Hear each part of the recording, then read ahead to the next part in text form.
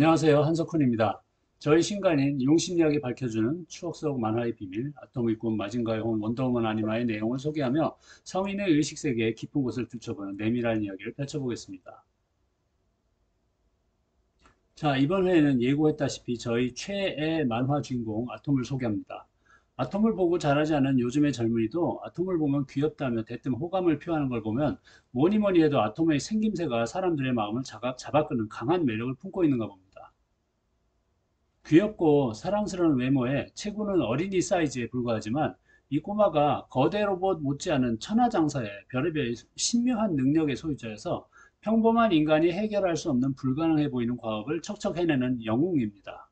꼬마 아이들은 자신과 같은 꼬마가 어른들을 압도하는 능력을 보여줄 때 얼마나 통쾌하고도 기뻤겠습니까? 67살 무렵에 아톰에 푹 빠진 이래로 저는 평생에 걸쳐 아톰을 보고 또 보고 나이 먹어서는 이른바 애장본 만화책 전집을 구입해서 곁에 두고 또 읽었죠. 아톰의 창작자 데스카 오사무는 일본 만화 영화계의 대부로 추앙받고 오늘날의 미야자키 하야오 못지않게 세계적으로 존경받는 작가인데 저 역시 데스카 선생을 존경하고 추앙합니다. 데스카 선생이 장례식에서 하야오 선생이 추도사를 읽었다죠. 뭐 약간 디스했다고도 하는데요. 아무튼 저는 아톰 이외에도 다양한 만화 작품들을 통해서 데스카 선생의 따뜻한 인간의 생명 존중 정신과 인간성에 대한 깊은 이해를 배웠었죠. 쉽게 말해서 저는 꼬마 시절에 아톰을 읽고 시청하면서 테스카 선생의 정신을 교육받았다고 생각하고 그 정신이 훌륭한 것이었다고 판단합니다. 그런데 저는 제 책에서 아톰에 관해서 3장이나 할애해서 논하면서 서두에는 불평을 쏟아냈는데요. 그건 시대가 변하면서 리메이크된 아톰 TV 만화 영화에서 원본 오리지널과 달라진 것들에 대해서 불만을 토로한 것입니다. 특히 주제가가 바뀐 것이 매우 못마땅합니다. 오늘 동영상 초반에는 일본 주제가를 들려드리는데요. 여기 화면에 보여드리는 위에 파란색으로 칠한 이 위에 주제가는 제가 70년대 초반에 숭배한 아톰 TV 만화 영화의 주제가 가사이고 아래 것은 제가 20대였던 80년대에 새로 리메이크해서 상영한 아톰의 주제가인데요. 제가 일본어가 짧아서 일본 자료를 확인해 보지는 못했습니다만 한국에서는 10여 년 만에 아톰 주제가의 가사가 이렇게 변했다는 것을 당시에 제가 직접 확인한 바가 있습니다. 그래서 뭐가 불만이냐?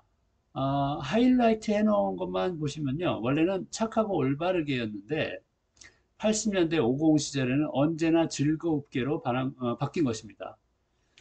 군부 독재의 검열이 이렇게 한 걸까요? 그건 모르겠습니다만 또 과학의 힘 정의의 승리라는 원본 구절은 아예 삭제됐습니다.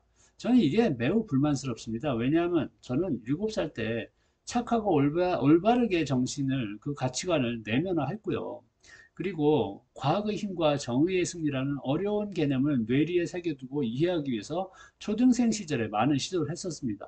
그런데 이런 귀한 보물 같은 가사를 지워버렸다는 것에 대해서 20대 때는 분개하고 아쉬워했었죠. 심지어는 바뀐 가사에 맞춰서 곡의 멜로디도 부분 수정을 하다 보니까 곡마저도 맥빠지게 변해버렸습니다. 저는 아직도 아톰 원 주제곡을 명곡으로 간주하고 오리지널 가사를 사랑합니다. 모든 세대의 어린이들에게 이런 명곡을 전해주고만 싶습니다.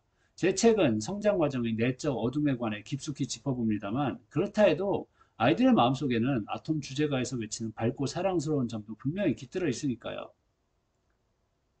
원래 주제가에서 내세웠던 핵심 가치인 과학의 힘과 정의의 승리는 실로 초등학생의 발달 단계에서 이해하고 내면화할 훌륭한 가치관이었다고 생각하는데요. 아톰은 이 가치관을 실천하는 당당한 능력을 갖고 있죠. 그것이 아톰의 특별한 7가지 힘입니다. 첫째, 사람의 선악을 파악할 수 있다. 둘째, 60개 국어를 구사한다. 셋째, 청력이 1000배까지 증폭된다. 넷째, 눈에서 헤드라이트 같은 광선이 뻗어나와 어둠 속을 밝힐 수 있다.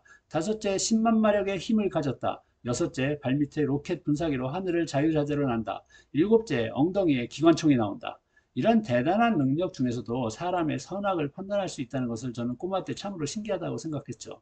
이런 힘으로 아톰은 악을 무찌릅니다.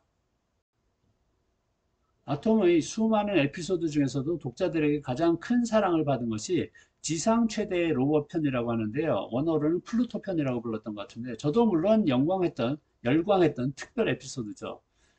그 소년 잡지, 아동 잡지 소년 중앙의 만화로 봤었는데요. 플루토라는 이름의 강력한 신형 로봇이 전 세계 최고의 로봇들을 상대로 결투하고 아톰과도 대결하는 흥미진진하고 손에 땀을 쥐는 이야기가 펼쳐집니다. 마지막에는 아톰과 싸우던 플루토가 개과천선하여 그리고 예상치 못하게 불의의 강적을 만나 파괴당하면서 어린이 시청자 독자들한테 아주 진하게 슬프면서도 뭐라고 형언하기 힘든 감정을 남겨주죠. 여기 그림에 나온 것은 플루토가 도전하는 세계 최고 로봇 중에서도 최강으로 간주됐던 엡실론과의 대결 장면입니다. 이건 최근에 만화책으로 다시 읽으면서 든 생각인데요. 세계 최강 로봇이라는 이 엡실론은 특이하게도 산골 마을의 자그마한 보육원을 보호해주는 역할을 맡고 있거든요. 그게 지금 생각해 보니까 특이한 게 최강의 로봇이라면 국가 방위 등과 같은 대단하고 거창한 역할을 맡는 게 정상 아닌가 하는 생각이 들어서입니다. 그런데 다시 생각해 보니까 말이죠. 최고, 최강의 로봇에게 보육원의 어린이들을 수호해줄 역할을 맡긴 작가 데스카 오사무의 깊은 철학이 담겨 있는 설정이 아닐까 하는 추측이 들더군요. 그러니까 페스탈러치에게 최고의 능력을 선사해 준 거죠. 무엇이 중헌디? 한때 이런 말이 유행했었죠. 뭐가 더 중요할까요? 국가방위? 경제정책? 과학기술 발전? 아니면 우리의 후대 어린이 보육? 그 밖에도 아톰에는 참으로 많은 다양하고도 기발하며 심오하기까지 한 에피소드가 줄줄이 등장하고 저는 소장하고 있는 아톰 전집을 은퇴하면 한 번 더 정독할 생각입니다. 여기 그림은 외전으로 나오는 장편 에피소드로 아톰이 시간 여행을 하게 되면서 우연히 조우한 외계 출신의 여인 스칼라의 이야기인데요. 이 이야기 안에 테스카의 여성관이 짙게 배어 있다고 보고요. 어쩌면 테스카는 현대가 홀대하는 여성성을 제대로 이해하고 수용함으로써 보다 나은 세상을 꿈꾸지 않았나 하는 추측도 해봅니다.